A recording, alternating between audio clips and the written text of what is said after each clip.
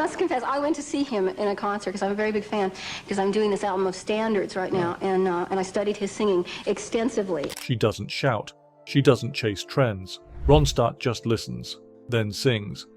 And once she sings your song, it's never the same again. Anyone who's ever read The Idiot, which is a great description of an epileptic and how they feel and how they go through these strange states. For decades, Linda Ronstadt rewrote what a female voice could do, crossing genres, smashing expectations, and carrying songs with impossible control and raw emotion. But behind the reinvention, there's something deeper: her ear. The one voice that stays with her, the one harmony she never forgets, the sound that moved her first.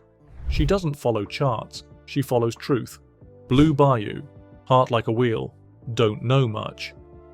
Her voice lived in pop, rock, country, even opera, but at the heart of every note was someone else's echo.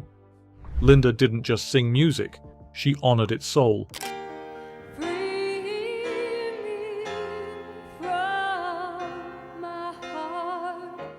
And when another artist hits that same nerve, she holds onto it, quietly, fiercely, always. I want to sing something brand new all the time, you know. Right, but your fans who come want to hear very often. I even get tired of the music from this century, you know. She worked with hundreds, but only a few left their fingerprints on her sound, the ones who stirred her core and shaped her into something even richer. Here are the 6 musicians Ronstadt holds dearest, across genres, across decades, and no one else has ever filled their space. Number 1. Frank Sinatra. Some singers learn timing. Frank bent time. Linda Ronstadt grew up hearing his voice drift out of car radios and kitchen speakers long before she understood what he was doing. But once she did, she couldn't stop listening. It wasn't just the tone, it was how he waited, how he landed, how every breath felt like a conversation only he could have. She said, Frank didn't just sing the line, he lived in the pause between lines. Years later, when she recorded her string-heavy standards albums with Nelson Riddle, everyone asked why. Why leave pop? Why swing into jazz ballads and forgotten torch songs? Linda gave the same answer every time. Frank showed me the way. Those records, What's New, Lush Life, For Sentimental Reasons, were love letters, not to the songs, to how they were sung. And Sinatra was her blueprint. She didn't imitate, she chased. That phrasing, that warmth, the ability to let a lyric fall off the edge without losing its weight. During the Riddle sessions, she reportedly kept a vinyl of In the Wee Small Hours nearby, listening between takes, studying how Sinatra let silence do half the talking. Of course, you couldn't know. She once said, "No one understood emotional shading like Sinatra. He knew how to ache without ever begging." And that's what she learned. Subtlety doesn't mean softness. You don't have to raise your voice to break someone's heart. When Linda finally met him, she said she was speechless. But Frank wasn't. He told her he'd heard her work with Riddle, called her the real thing. She never forgot that, because for Linda, he wasn't just the voice of a generation. He was the master of restraint, control, and honesty.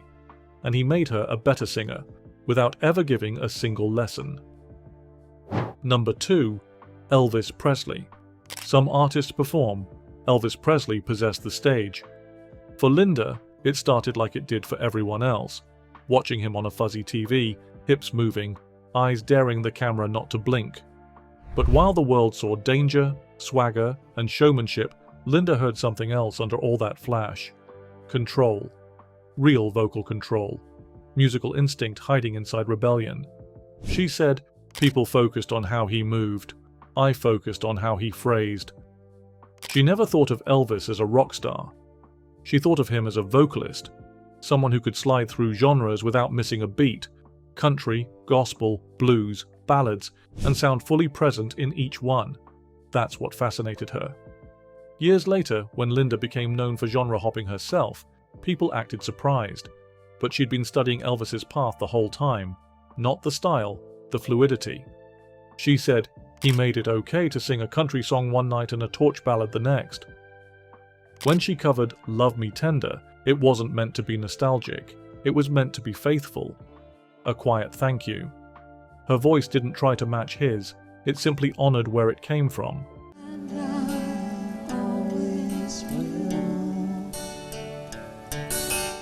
She often said Elvis's greatest gift was his ability to make a song sound both intimate and enormous, like he was singing just to you and to a stadium at the same time. For Linda, that wasn't charisma, that was craft. And though they never met, his influence was stitched into everything she recorded, from her stage presence to her vocal arcs. Even the silences in her songs carried a little of his echo, because once she heard him, she couldn't unhear him, and she never wanted to. Number 3. Maria Callas. Some voices reach you. Maria Callas pierced. Linda didn't grow up studying arias, she found them by accident. And when she did, when she first heard Maria Callas tear through Puccini, everything else felt suddenly too small. The range, the drama, the way Callas could twist beauty into agony without moving an inch. Linda had never heard a voice tell the truth so violently. She said, Callas didn't sing opera, she ripped it out of her own chest. That discovery changed everything. Linda had always leaned on emotion, but Callas made her realize emotion had architecture, that you could shape feeling like a sculptor, that even pain had precision. She started training quietly on the side, studying breath, phrasing, language, not to impress critics, but to understand where that power came from. Years later, when she made the shocking shift to classical music with Canciones de mi Padre and Pirates of Penzance, everyone asked why. Linda never gave a PR answer. The real answer was always Maria Callas. She once said, Callas made me believe that drama could be honest, not overdone, that heartbreak could have perfect pitch. Linda never got to meet her, but she listened to her constantly, on the road, on planes, in quiet backstage corners before shows, and she didn't try to copy her, she knew better. What she borrowed was something deeper, Callas's intent.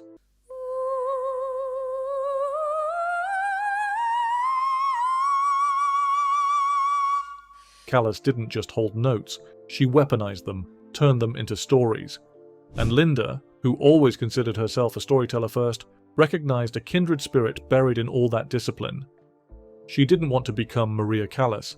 She wanted to bring that truth to every genre she touched. And from that moment on, she did. Number 4. Dolly Parton. Some artists duet. Linda and Dolly detonated. From the outside, they couldn't seem more different. Dolly with her rhinestone wit and country fire, Linda with her barefoot folk roots. But once they locked voices, you realized these women were cut from the same fabric, just stitched on opposite ends of the map. Linda once said, Dolly doesn't sing a note she doesn't believe, she means everything. They didn't plan to become a trio with Emmylou, it just happened, natural, inevitable. 3 women who didn't need to compete, because they brought entirely different colors to the same painting. Dolly brought the heat, the flash, but most importantly, she brought the truth, and Linda knew it. On the first day of recording their trio album, the story goes that Dolly walked into the studio with no entourage, just a styrofoam cup of tea and a notebook full of scribbled lyrics. No pretense, just presence. Is to love, love, love him, just to see him. And from the moment they hit record, Linda didn't try to match Dolly. She followed her. Let Dolly carve the line. Let Emmylou drift alongside. And Linda, she grounded it. Dolly once joked, with the 3 of us, it was like building a harmony house. I brought the bricks, Emmy brought the windows, Linda laid the foundation. And it's true. Behind Dolly's sparkle and Emmy's hush, Linda was the still point. They didn't just sing together, they created a sound you couldn't separate. Their harmonies weren't arranged, they were felt. Even decades later, Linda still calls Dolly one of the purest voices and sharpest minds she's ever worked with, and she means it. Number 5. Emil Harris. Some artists chase the spotlight. Emmylou stayed just outside of it, and somehow glowed even brighter. Linda never called her a backup singer, she called her a mirror. Because when Emmylou sang, she didn't reflect you, she reflected truth. There's a quiet defiance in Emmylou's voice. Fragile, but never weak. Soft, but never small. She could stand in a storm and still sound like rain. And for Linda, that subtle strength was everything. Linda once said, "Emmylou doesn't try to impress anyone. She just opens her mouth and makes you feel like you're home." Their harmonies weren't built in the studio. They were born in kitchens, cars, green rooms, long nights on tour, late mornings with coffee and guitars, and no one trying to out-sing the other, just finding where their voices clicked. There's a clip from the trio sessions where Linda misses a harmony, just slightly. Emmylou doesn't stop. She leans into it, adjusts her phrasing, makes it work. That's Emmylou's genius. She doesn't correct, she listens. It's just your haunting memory. They never needed a producer to tell them how to sound together. Emmylou once joked that their vocal blend had more instinct than instruction. Linda called her a musical empath, the kind of artist who disappears into a song and takes you with her. And in return, Linda gave Emmylou the space to shine without ever stepping back. Emmylou once said, "Singing with Linda is like dancing on a cliff. You're terrified, but the view is incredible." Their bond wasn't just musical. They understood each other's silences, each other's heartbreaks. They didn't just harmonize in pitch, they harmonized in pain, in patience, in joy. And when Linda stepped away from performing, Emmylou didn't fill her space. She guarded it. She honored it. Number 6. Aaron Neville. Some singers deliver lines. Aaron Neville floated them through your chest. Linda didn't just admire Aaron's voice, she was haunted by it. That falsetto, that trembling restraint, the way he could hold a single syllable like it was something breakable. She once called it the most beautiful voice in the world. And she wasn't being dramatic. She said, "Aaron sings like he's trying not to wake someone he loves." When they recorded Don't Know Much, it wasn't just a duet. It was a surrender. Linda didn't try to match him. She folded into the space his voice left behind. The track became more than a hit. It became a timestamp. A quiet emotional moment that somehow stretched across decades. What made Aaron different wasn't range. It was control. He could do anything with that voice, and chose to do the most delicate thing possible. During an interview in the early 90s, Linda recalled breaking down the first time she heard his isolated vocal in the studio. Not from sadness, just from awe. The only truth I've ever known is me and you. She didn't hear a man singing. She heard a memory. Aaron's phrasing was almost mathematical, but never cold. He could glide above the melody, dip under it, reshape it in real time. And somehow Linda always found her way into the middle of it. Never louder, just clearer. Aaron once said, "When I sang with Linda, it felt like standing in a cathedral made of breath." Their voices together didn't blend, they shimmered. And for Linda, it wasn't just one beautiful collaboration. It was the kind of connection that doesn't happen twice. She's called it one of the most honest recordings of her life. Because Aaron didn't just bring his voice, he brought stillness. And Linda, for once, didn't want to move. She never chased trends. She followed sound, the kind that stays with you, the kind that teaches you.